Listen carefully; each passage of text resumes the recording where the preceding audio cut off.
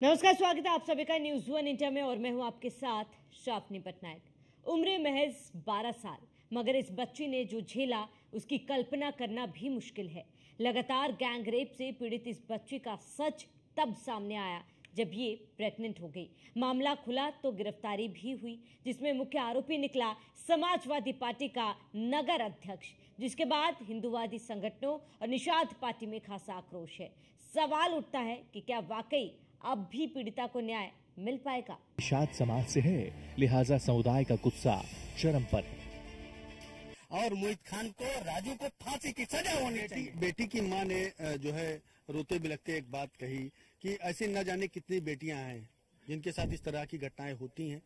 कई लोग उनके यहाँ काम करते हैं और अक्सर इस तरीके की घटनाएं होती हैं, लेकिन चूंकि गरीबी ऐसी बेबसी है कि उन्हें मजबूर करती है दोबारा वहां पहुंचने के लिए। तो क्या लगता है, इस एरिया में कुछ इस तरीके की घटनाएं हो रही हैं?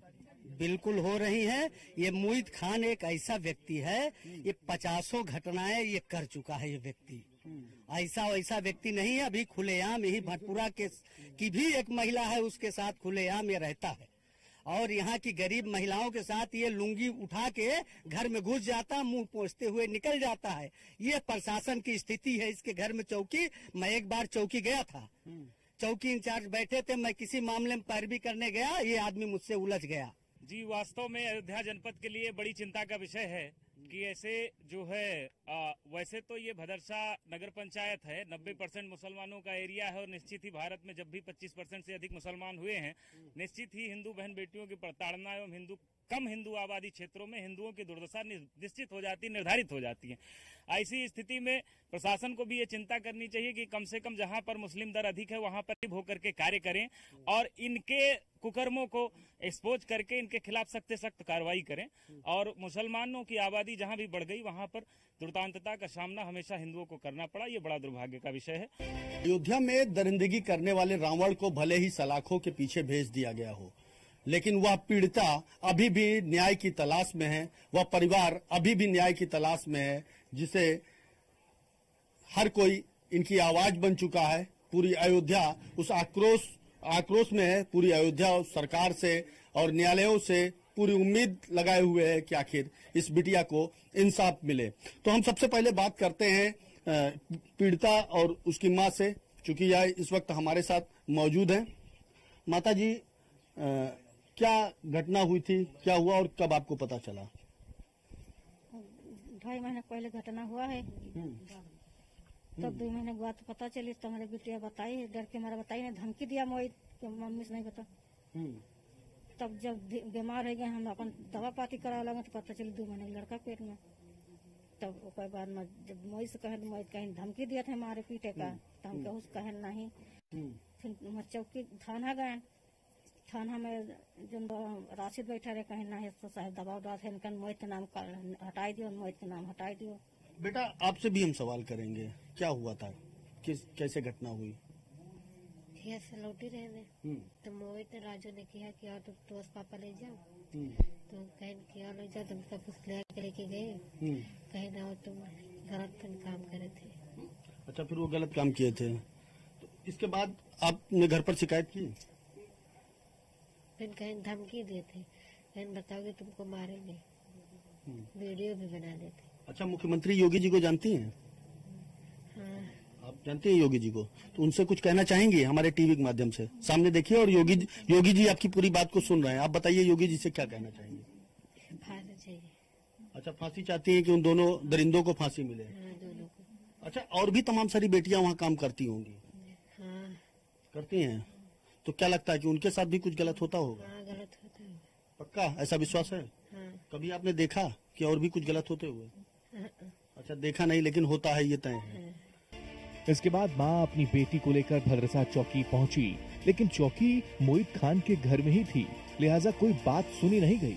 बाद में हिंदू संगठनों को मामले की जानकारी हुई तो फिर माहौल बदल गया। न केवल मुकदमा दर्ज हुआ बल्कि चौकी भी हटा दी गई। अयोध्या में नाबालिग के साथ दरिंदगी के बाद भले ही दोनों दरिंदों को जेल भेज दिया गया हो, लेकिन अयोध्या के लोगों में बेहद ही आक्रोश है और बेटी के घर पहुंचकर लोग सांत्वना देने में जुटे हैं। तो आखिर क्या लोग चाहते हैं, क्या इनके मन में है और क्या कुछ कमी रह गई है प्रशासन और पुलिस की तरफ से, समझने की हम कोशिश करते हैं इस बेटी के घर से ही। तो सबसे पहले सवाल हम आपसे करते हैं, महाराज जी, आज आप इकट्ठा हुए हैं यहाँ पर, बेटी का इलाज भी चल रहा है, वो अपने घर पर है, दरिंदों को जेल भेज दिया गया, अब आप क्या चाहते हैं? अब हम लोग अभी जो कार्रवाई होनी चाहिए जितना उतना कार्रवाई हुई नहीं। जो इस जनमानस जितना आक्रोश है, नाबालिग बच्ची के साथ जो दुष्कर्म हुआ है, इससे बड़ा कोई कर्म नहीं हो सकता है। इस कर्म के लिए जो बेकरी है जिसमें इसके साथ रेप किया गया, उस बेकरी पर बुलडोजर चलना चाहिए। हम शासन से, प्रशासन से और अपने राजस्व विभाग से भी चाहते हैं कि इसमें सहयोग करें ताकि जल्दी से जल्दी बुलडोजर चले और जनमानस में एक अच्छा संदेश जाए कि दोबारा ऐसा कर्म करने की कोई हिम्मत न करे और पैदा ही ना हो कोई ऐसा काम करने के लिए। महाराज जी ने कहा कि उस बेकरी पर बुलडोजर चलना चाहिए, लेकिन उस बेकरी में सैकड़ों लोग आखिर काम भी तो कर रहे होंगे, उनके रोजगार का क्या होगा? जो बेकरी है, पहली बार जो सैकड़ों लोग काम करे उसकी जांच की जाए कि छोटे छोटे बच्चों को रस के बहाने खिला पिला कर काम कराया जाता है और वो बेकरी दलित की जमीन पर है, वो उनकी जमीन पर नहीं है, अवैध कब्जा है वो। इसके लिए हम लोग ये चाहते हैं, पूरा हिंदू समाज चाहता है कि पहले बेकरी पर बुलडोजर चले, बुलडोजर सरकार चलाए। माननीय मुख्यमंत्री जी से यही निवेदन किया जा रहा है कि बुलडोजर चलाया जाए और मोमिद खान को फांसी दी जाए। लेकिन जब जमीनों पर कब्जा हो रहा था, सरकारी जमीन पर कब्जा हो रहा था, तो उस समय सरकार कहाँ थी, प्रशासन कहाँ थे? तब ये सरकार थी नहीं, तब सनातन धर्म की सरकार थी नहीं। जो यहाँ के अभी जो चुने गए हैं चेयरमैन और सांसद जो चुने गए हैं, देख रहे हैं 4 दिन हो गया, किसी का कोई वो नहीं है बच्ची के लिए। यहाँ का सांसद पता ही नहीं चल रहा है। फिलहाल पुलिस ने दोनों नामजद आरोपियों को गिरफ्तार कर लिया है, लेकिन बड़ा सवाल ये है कि आखिर बेटियां कब तक ऐसे हैवानों की भेंट चढ़ती रहेंगी। सवाल ये भी बड़ा है कि क्या रसूख के नाम पर पुलिस ऐसे ही आंखें मूंद कर बैठी रहेगी? सीएम योगी ने ऐसी घटनाओं पर सख्ती दिखाई है, लेकिन जब पुलिस चौकी ही रेप